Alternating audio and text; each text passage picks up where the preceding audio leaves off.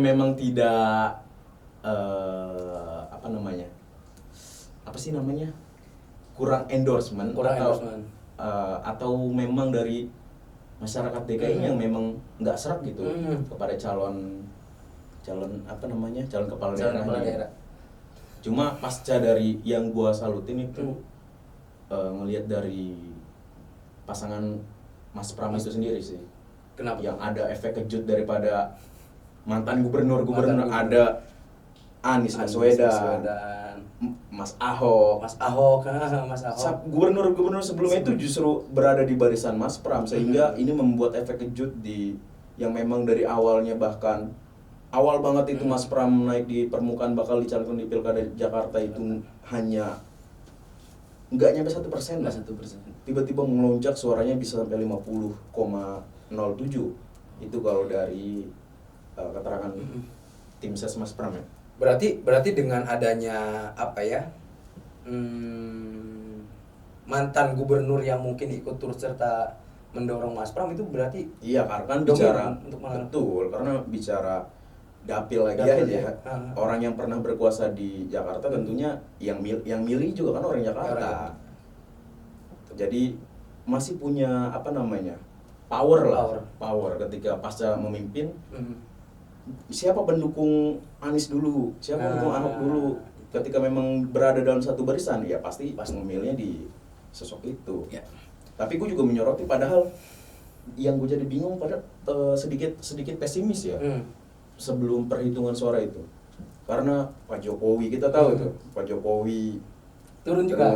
Turun. Ya, saya lihat itu di kampanye Akbar ya. Terus surat keterangan dari Pak Presiden Prabowo juga kan menyatakan dukungan ke RK dan Suswono, atau yang bisa disebut di Jakarta Ridho gitu. Tapi ternyata sekelas pimpinan pusat juga masih kalah gitu.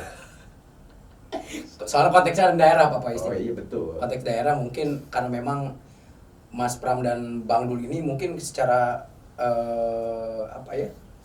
ya beliau asli putra daerah Jakarta lah. Ya walaupun mungkin rival daripada Mas Pram ini orang luar mungkin ya, itu mungkin yang menjadi. Orang mana itu? Kayaknya Jawa Barat perasaan. Beliau iya Jawa Barat Bang Faiz. Oh gitu ya. Jawa Barat. Bang RK kan Jawa Barat Bang Faiz. Oh iya, pasca dari mantau itu kan jam 10 langsung nyampe di Bandung itu nyoblos. Benar. Oh, iya. Langsung ke dapil. Balik dapil. Tapi menurut Bang Faiz, dari pilkada serentak kemarin Bang Faiz, apa mungkin yang sebelum kita bicara lebih panjang Bang Faiz ya, apa yang harus dievaluasi terlebih dahulu ini Bang Faiz? Pertama, yang dari hasil pemilihan yang gue lihat ya, yang harus dievaluasi tentunya partisipasi daripada pemilih itu sendiri. Memang kalau bicara Jakarta tadi justru menurun drastis. Dan gue baca di artikel atau di berita juga, ini angka tertinggi ya kurangnya partisipasi di Pilkada DKI Jakarta. Kalau kita tahu dulu dari apalagi zaman waktu gua masih sekolah juga, gua udah nyoblos itu 17 tahun ya, SMA. Zaman Anies itu lawan Pak Ahok itu. Luar biasa gitu. Benar. Tapi sekarang ternyata yang memang dilakukan pasca Pilpres ini malah justru sedikit gitu partisipasinya. Ini tentunya harus dievaluasi oleh pihak penyelenggara. Jadi KPU DKI tolong dicatat. Tapi kalau berbicara dana sosialisasinya. Tapi kalau dilihat secara mungkin ya tadi lah kampanye dan lain-lain, mungkin ramai juga Jakarta. Kok bisa menurun gitu tingkat partisipasi? Ramainya karena pertama Anda hidupnya di Jakarta. Oh gitu. Jadi, soalnya Bang Faiz sebentar, itu pamflet baliho itu banyak banget disebut bakar. Soalnya berseliweran, maksudnya secara mungkin ya kampanye lah itu ya, masa kampanye itu udah secara endorsement ini kan masing-masing calon kan punya strategi masing-masing. Dan mungkin kita lihat di jalan raya mungkin yang biasa saya lalui gitu, gua lalui dari Senen ke Praman itu ke sekret KPU aja udah rame, maksudnya full full terkait endorsement calon itu. Yang jadi pertanyaan ramenya di kalangan politisi atau di kalangan konstituen, Nah, civil society. Kan yang jadi kendala hari ini udah jelas dari menurunnya tingkat partisipasi publik. Justru ini sebuah kemunduran yang artinya tidak ada gairah untuk memilih daripada masyarakat itu sendiri. Sehingga tadi balik lagi yang dievaluasi dari sosok calonnya kah atau skema daripada pemilihan hari ini. Itu yang jadi permasalahan ataupun jadi evaluasi. Benar-benar. Padahal kan udah berapa miliar itu dianggarkan kan. Gimana caranya masyarakat Indonesia harus berpartisipasi. Udah mah padahal demokrasi Indonesia hanya dihitung per 5 tahunan. Masyarakatnya nggak milih. Yang gemuk siapa? Kan sayang dana negara itu. Benar. Lagi-lagi kan tadi gue bilang, ya kita sebagai masyarakat kecil kan suara kita cuma dihitung aja. Dihitung, bukan didengar. Seenggaknya dengan dihitung itu ada keterlibatan kita, walaupun cuma per 5 tahun. Per 5 tahun. Iya nggak? Betul Bang Faiz, siap. Cek, tapi nggak tahu kalau di Banten gimana itu? Kalau di Banten kayaknya karena mungkin saya nggak terlalu. Oh, Mas Bang Maron udah gerilya di Jakarta. Waduh, jadi untuk lebih dalamnya mungkin kayaknya sama aja sih, sama aja tingkat partisipasi politik juga agak sedikit menurun Bang Faiz.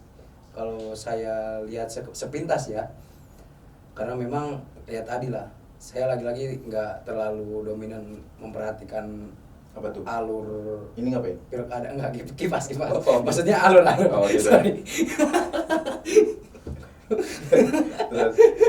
Ya begitulah, kayaknya apa ya? Ya sama aja sih. Ya tadi ya apa yang kata Bang Faiz sampaikan mungkin. Tingkat partisipasi di Banten juga berkurang ya. Bukan emang dari dulu. Edukasi sih emang. Ya, pentingnya edukasi. Pentingnya edukasi. Apalagi kalangan kaula muda nih Bang Faiz. Yang saya rasa kadang melihat calon itu hanya dari segi ya popularitas aja gitu tuh, tanpa berpikir panjang apa nih yang akan dilakukan oleh calon ke depan gitu. Ya gitu. Ya, makanya kan bisa dilihat kan kalau bicara yang baru keluar tuh persentase indeks SDM. Ya, sumber daya manusia yang tinggi pertama kan ya di Jakarta. Banten itu nomor 9 kalau 9 nomor 9. Gua 7. 9 ya? Oh, 9. Terakhir itu di bawah 15 kalau nggak salah itu Jawa Tengah kan. Jadi ya mungkin memang lagi-lagi ini pasca dari pilkada ini kepala daerah yang terpilih nanti semoga bisa mengedukasi. Nah itu. Jadi suara rakyat tuh jangan cuma hanya di monopoli saja, di hanya sebatas dihitung saja. Harus ada keterlibatan masyarakat publik dalam segi kebijakan publik itu sendiri dilibatkan. Sasaran kebijakan publik harus mensejahterakan masyarakat. Ya itulah tugas-tugas dan fungsi daripada pejabat pemerintah daerah gitu Bang Maron.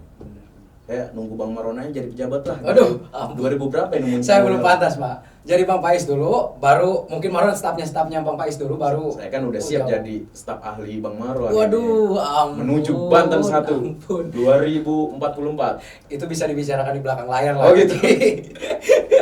Saya tunggu. Mas Gibran aja 36 tahun bisa jadi wapres loh. Ya. Masa Mas Maron udah berapa? 35? Anjir. Gua lahiran 99. Oh, 99 sama saya juga. Itu yang saya 2004. Waduh. Berarti kalau target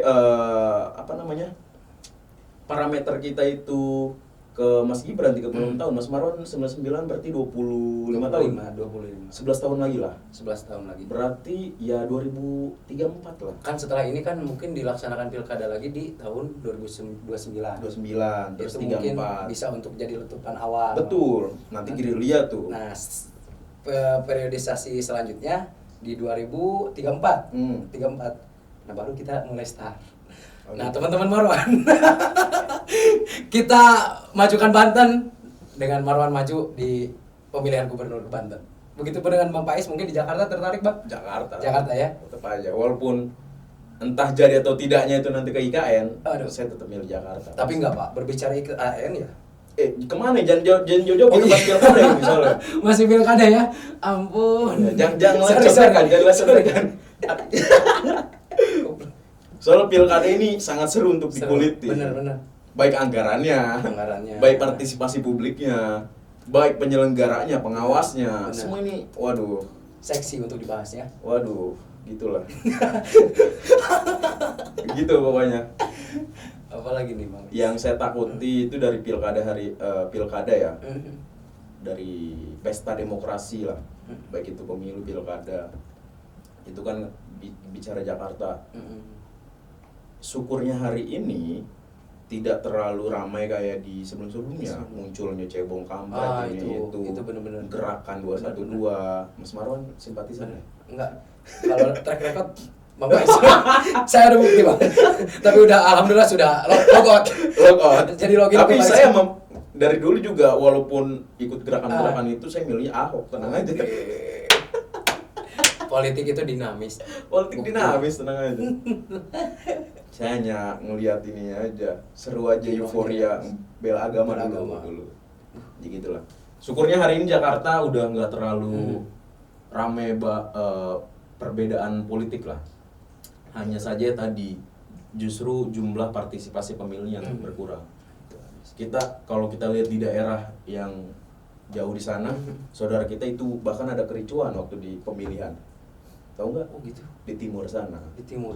Iya. Kan bahkan sampai ada kemarin udah menyatakan itu PSU lah, suara ulang dan lain sebagainya. Itu di Papua pegunungan. Betul. Itu kan banyak banget itu. Sampai ada pembakaran TPS, rumah warga segala macam lah. Ini lagi-lagi ya siapa yang harus bertanggung jawab?